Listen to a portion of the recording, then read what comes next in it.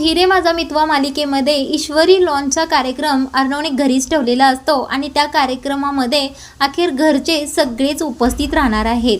आता प्रेक्षकांनो, तुम्ही कालच्या भागामध्ये पाहिलं होतं की ईश्वरीचं नाव बदलायचं नाहीतर आम्ही त्या कार्यक्रमामध्ये येणारच नाही असं आजीनी अर्णवला अगदी ठणकावूनच सांगितलेलं असतं, पण अर्णव काही केल्याने नाव बदलायला तयारच नसतो।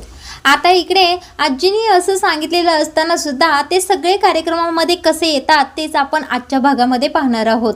तर आता इथे अर्णवला खूपच टेन्शन आलेलं असतं, कारण आता ईश्वरी म्हणत असते की घरचे जर कोणीच कार्यक्रमामध्ये येणार नसतील तर मी सुद्धा या कार्यक्रमामध्ये येणार नाही आणि अर्णव सर, तुम्ही या तुमच्या ब्रँडचं नाव बदला, ईश्वरी सोडून दुसरं काहीतरी ठेवा असं सुद्धा ती सतत म्हणत असते।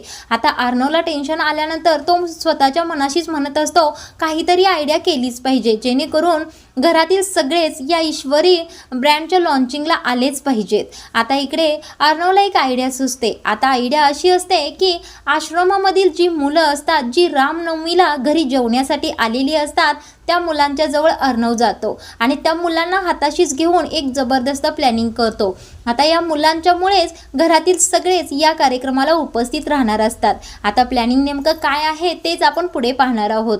अर्णव आता त्या मुलांना सांगत असतो की तुम्ही जर मी सांगाल तसं वागलात तर मी तुम्हाला खूप सारी मिठाई देईन। अर्णव दादा, ईश्वरी ताई का आली नाही बरं? त्यावेळेला अर्णव म्हणत असतो ईश्वरी ताईला सुद्धा मनवण्याचं काम तुम्ही करायचं आहे। त्यावेळेला ती मुलं तयार होतात। आता इकडे मामा मात्र सगळ्यांना समजूत घालण्याचा प्रयत्न करत असतात की तुम्ही चुकीचं वागत आहात। अर्णवने स्वतःच्या हिमतीवर एवढा मोठा बिझनेस उभा केला आहे आणि त्याला निर्णय घेण्याचा किंवा एखाद्या ब्रँडचं नाव ठेवण्याचा पूर्णपणे अधिकार आहे। त्यावेळेला वल्लरी मामी यांच्या भांडणामध्ये आग ओतण्याचं काम करत असतात।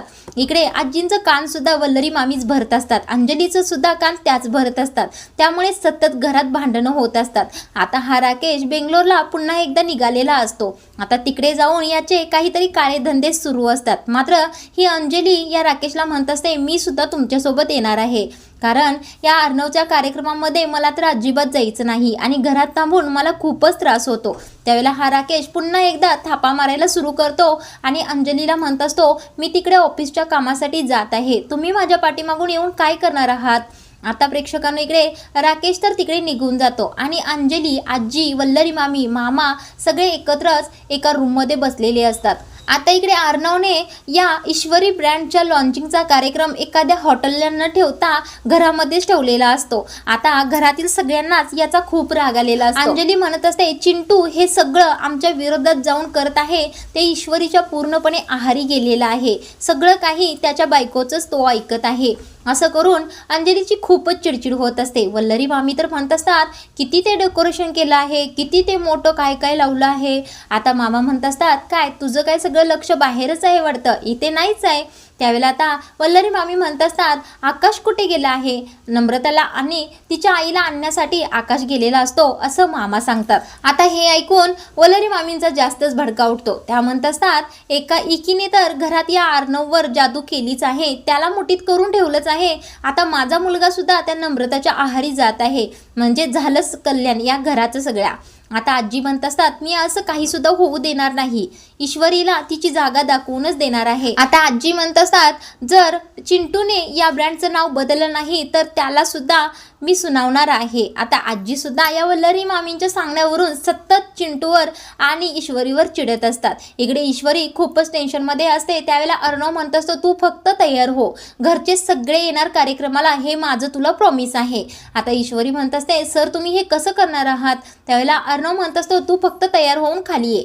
आता हॉलमध्ये जबरदस्त तयारी, ईश्वरी ब्रँड लॉन्चिंगची तयारी खूप जोरदार झालेली असते। मीडियावाले सुद्धा तिथे आलेले असतात। आता शिर्के खूप तयारी जोरदार करत असतात। तेवढ्यातच मीडियावाले शिर्केला म्हणत असतात तुमच्या अर्णव सरांचे घरचे कोणीच दिसत नाहीत, एवढा मोठा ब्रँड इथे लॉन्च होत आहे, सगळी मीडिया जमा झाली आहे, सगळेच कंपनीचे ओनर सुद्धा जमा झाले आहेत, पण त्यांचे घरचेच नाहीयेत, काही इश्यू आहे का? त्यावेळेला शिर्के त्या मीडियावाल्यांना समजूत घालतच म्हणत असतात तसं काही सुद्धा नाहीये, अगदी थोड्याच वेळात ते येतील, ते तयार होत आहेत। तर प्रेक्षकांना इकडे ती लहान मुले आता घरी आलेली असतात आणि जिथे अंजली, आजी, मामी, मामा बसलेले असतात त्या रूममध्ये डायरेक्ट घुसतात। आता घुसतात तोंडामध्ये पिपाणी घेतलेली असते आणि खूपच दंगा करतात। आता मामींना तर या आवाजाचा खूपच त्रास होत असतो। आता हे चौघेही त्या मुलांना शांत करण्याचा प्रयत्न करत असतात, पण ती मुले काही केल्याने ऐकतच नसतात। आता ती मुले म्हणतात, ईश्वरी ताईच्या नावाने बाहेर कार्यक्रम सुरू आहे आणि तुम्ही सगळे रूम मध्ये बसले आहात, हे आम्हाला पसंत नाही। तुम्ही पटकन आवरा आणि बाहेर कार्यक्रमामध्ये सामील व्हा, नाहीतर आम्ही हा दंगा थांबवणारच नाही। आता त्यातीलच एक मुलगा या मामींचीच खोड काढतो। खोटा उंदीर त्याने खिशातून आणलेला असतो तो वल्लरी मामींच्या अंगावर टाकून देतो। आता वल्लरी मामी त्या खोट्या उंदराला पाहून खूपच आरडाओरड करायला सुरू करतात।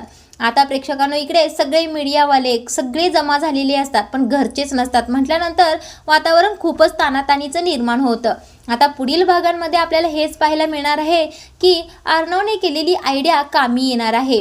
घरातील सगळेच त्या मुलांच्या दंग्याला कंटाळून अखेर त्या कार्यक्रमामध्ये सामील होणार आहेत। इकडे आता ईश्वरी खूपच खुश झालेली असते आणि अर्णवला थँक्यू म्हणत असते।